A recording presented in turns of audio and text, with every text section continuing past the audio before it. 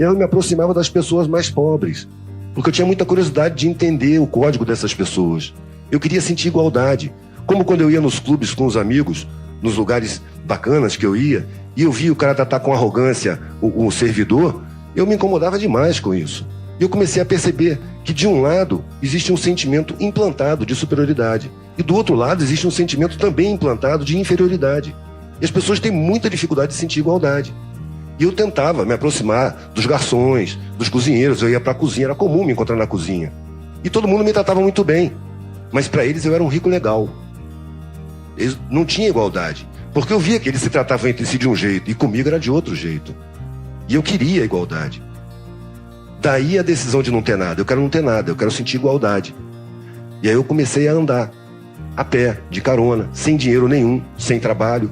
Eu varria um chão, um prato de comida. Pintava uma cerca, um prato de comida. Lavava um banheiro, um prato de comida. Um prato de comida por dia estava bom.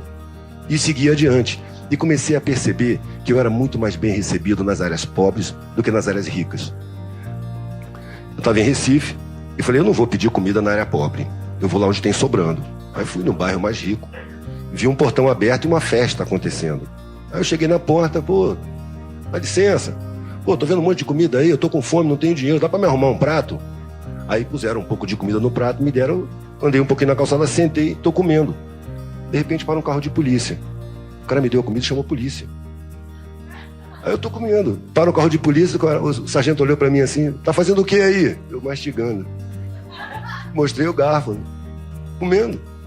Olha, você pegou comida aí? Eu falei, foi, me deram. Falei, pois é, não estão gostando muito de você aqui, melhor você sair andando. Falei, ah, tá legal. Levantei e saí andando, comendo. Já na área pobre, eu estava num rincão, no sertão, andei muito no sertão. E anoiteceu e eu queria só dormir. E tinha uma casinha de telhado de palha, que o telhado passava da parede e dava para dormir ali embaixo. Aí eu bati na porta. Atendeu uma velhinha. Falei, senhora, eu estou viajando aqui a pé nessa estrada e vou seguir viagem amanhã de manhã. Será que a senhora se incomoda se eu dormir aqui debaixo dessa palha? De jeito nenhum. Eu parei. Entra aqui. Você vai dormir aqui dentro. Você vai dormir nesse sofá aqui. E me botou para dormir dentro. Já comeu? O tratamento é outro. Ali eu comecei a sentir igualdade. Eu comecei a aprender a língua deles. Aí eu comecei a perceber que a rapaziada, a maioria da população, ela sofre um processo de sabotagem educacional. Eles têm bloqueado o desenvolvimento da racionalidade. E como acontece quando a gente perde qualquer sentido, os outros se aguçam. Então essa moçada desenvolveu a intuição de uma maneira impressionante. Eu frequento muito favela, eu ando muito em favela, exponho em favela, vou em festa, sou chamado. E quando você entra numa favela e você é de fora, as pessoas não perguntam quem você é. As pessoas ficam te olhando. Observa o seu comportamento. Sentem você muito mais do que questionam você. Eles desenvolvem esse lado e não percebem. Eu pude perceber. É preciso usar o lado feminino porque esse lado faz a gente se aproximar da realidade. A razão afasta. A razão é muito objetiva, é muito masculina. O mundo é extremamente masculino. Nem à toa que a mulher é tão massacrada. Agora, feminino e masculino não são propriedade exclusiva, nem da mulher nem do homem. Os dois estão dentro dos dois. Eu, quando fiquei sozinho com 3 crianças pequenas, eu me separei e fiquei com as 3 crianças, por opção delas. Com o tempo, eu comecei a sentir a falta que eles tinham do materno. E eu comecei a procurar em mim o feminino. Eu parei de fazer aquela buquê com a criança quando briga. A tendência do pai é falar, você pra lá e você pra lá. A tendência da mãe é falar, peraí, o que está acontecendo? Senta ali um pouquinho, compõe, arruma discórdia. Quando ela levanta, as crianças estão ali juntas e brincando. Isso é o feminino. O feminino é o carinho, é o acolhimento, é o abraço.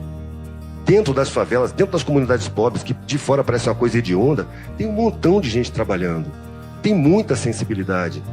E é uma sensibilidade que não está ligada ao conhecimento acadêmico, não está ligada ao conhecimento de escola, ao ensino. Porque o ensino dessa gente é sabotado. Quando eu saí do Exército, eu fiz um cursinho pré-vestibular, eu tive colegas que estudaram no ensino público.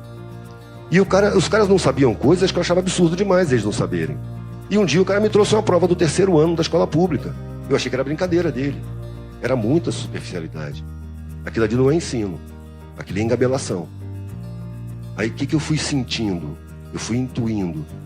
que há uma sabotagem em cima da maioria da população para beneficiar uma minoriazinha ínfima, que pega uma parte da classe, vamos dizer, esclarecível e bota a seu serviço, impondo valores.